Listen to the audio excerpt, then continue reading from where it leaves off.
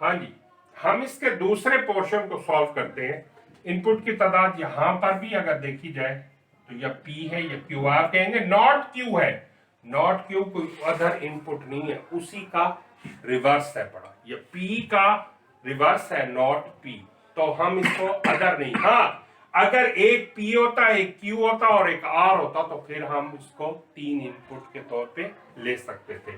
आगे Boolean algebra जब पढ़ेंगे तो उसमें 3 भी आएंगे, 4 भी आएंगे और 5 भी आएंगे।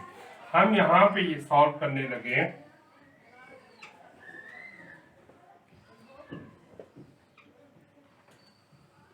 इनपुट P और ये Q, 2 ट्रू 2 फॉल्स, एक ट्रू एक फॉल्स, एक ट्रू और एक फॉल्स। अब यहां पे देखें,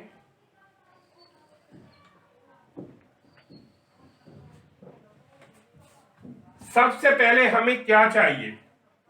ऑपरेटर को बाद में नॉट P चाहिए और नॉट Q भी चाहिए। इस एक्सप्रेशन में भी पहले ये ब्रैकेट सॉल्व होगी पहले नंबर पे, फिर ये बड़ी ब्रैकेट सॉल्व होगी और तीसरे नंबर पर ये पूरा एक्सप्रेशन सॉल्व होगा।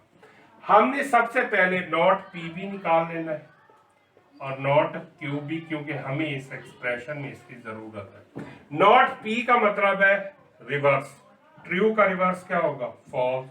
फिर ट्रू का क्या होगा? फॉल्स। इस फॉल्स का मतलब क्या है? ट्रू। इस फॉल्स का मतलब क्या है? ट्रू। क्यू पे आते हैं, true false, false true, true false, false true. अब पहले एक्सप्रेशन को सॉल्व करते हैं। P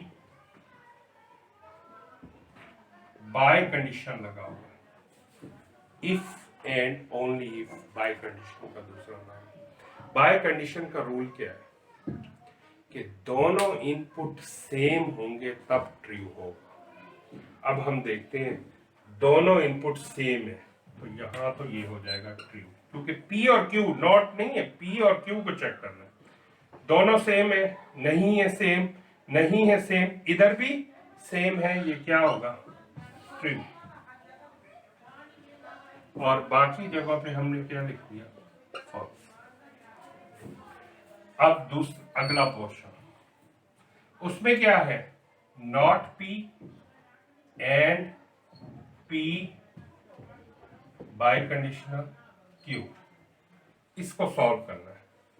अब नॉट P ये है, P बाय कंडीशनल ये है, दरमियान में कौन सा गेट लगा हुआ है? एंड। इसका मतलब है कि दोनों इनपुट क्या होने चाहिए? ट्रू। इधर है नहीं, इधर है नहीं, इधर है नहीं, इधर है, दोनों ट्रू है तो सिर्फ ये ट्रू होगा, बाकी सारे क्या होंगे? फॉल्स। फिर ये याद रखें, इस तरह से अगर आप सॉल्व करेंगे तो मेन रूल याद रखें, एंड में जिनके दरमियान एंड आप निकाल रहे हैं वो इनपुट दोनों ट्रू होंगे तो वहां आंसर क्या होगा? True, otherwise false. अब यहां पर दो एक्सप्रेशन हो गए, अब हम तीसरे एक्सप्रेशन की तरफ मूव करते हैं। क्या? एंड P, ये बड़ी ब्रैकेट में, and P then by conditional Q, ये एक्सक्लूसिव और नॉट Q, ये फुल एक्सप्रेशन। अब यहां पे देखते हैं नॉट Q कहां पे है? ये है, और ये पूरा एक्सप्रेशन ये लिखा हुआ है। इनके दरमियान गेट कौन सा है? एक्सक्लूसिव और, यानी सेम इनपुट पे आंसर फॉल्स आने वाला है।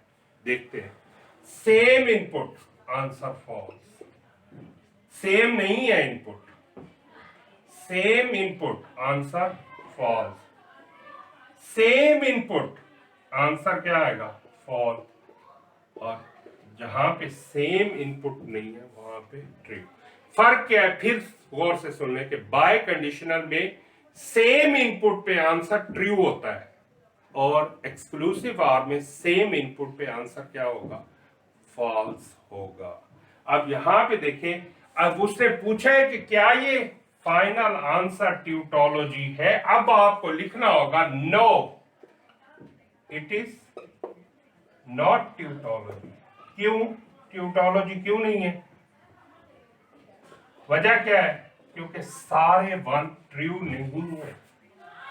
फिर ये कौन सा है अगर मैं पूछ लूं तो आप कहेंगे ये कंटीजेंसी है। क्यों? मिक्स मूड में है, फॉल्स भी है और ट्रू।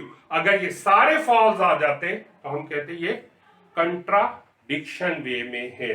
अगर वो एक एक्सप्रेशन जैसे कि ये आपको दिया गया है, ये आपसे पूछ ले कि बताओ कि ये लॉजिकली इक्विवेलेंट है या नहीं है, तो उसको कैसे चेक करेंगे? इस एक्सप्रेशन को अगर वो देकर आपसे पूछे कि क्या ये लॉजिकली इक्विवेलेंट है, तो उसके लिए भी देख लें कि हम इसको ट्रुथ टेबल की फॉर्मेट में रिप्रेजेंट करेंगे। इनपुट की तादाद वही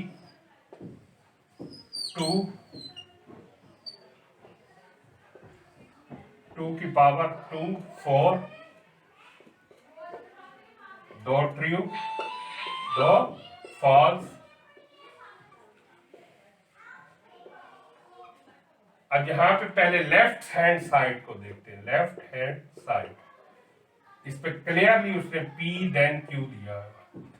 P देन Q यानी ये कंडीशनल ऑपरेटर, इसमें P क्या होना चाहिए? ट्रू, और Q क्या होना चाहिए? फॉल्स। लिखते हुए यहां पे पहले Q लिखें, एक ट्रू एक फॉल्स, एक ट्रू एक फॉल्स। इसको देखने के लिए हम देखेंगे P ट्रू इधर है और फॉल्स इधर है, तो यही आंसर फॉल्स होगा बस। बाकी सारे क्या होंगे? ट्रू। तो ये लेफ्ट हैंड साइड निकला। राइट हैंड साइड के लिए आपको पहले नॉट P चाहिए। नॉट P निकाल लें। ये फॉल्स, ये फॉल्स, ये ट्रू, ये true. Right hand side not P then Q। अब नॉट P ये है और Q ये है।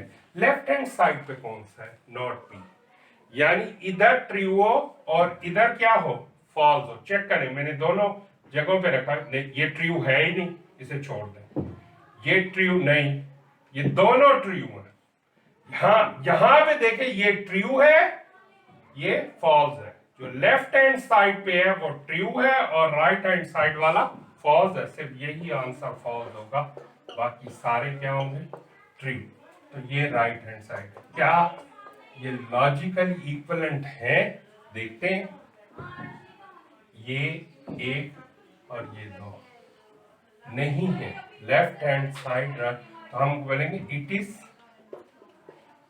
Not logically equivalent.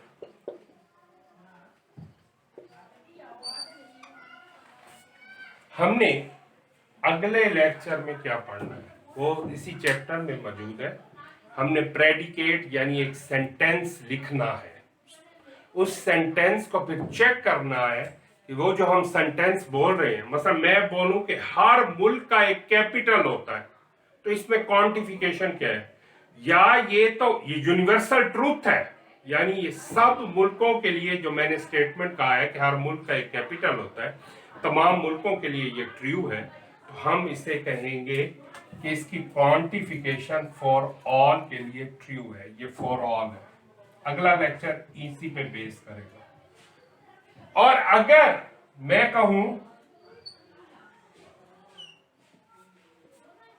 कि गर्मी 6 माह के लिए तमाम मुल्कों में पड़ती है, तो ये स्टेटमेंट यूनिवर्सल नहीं है।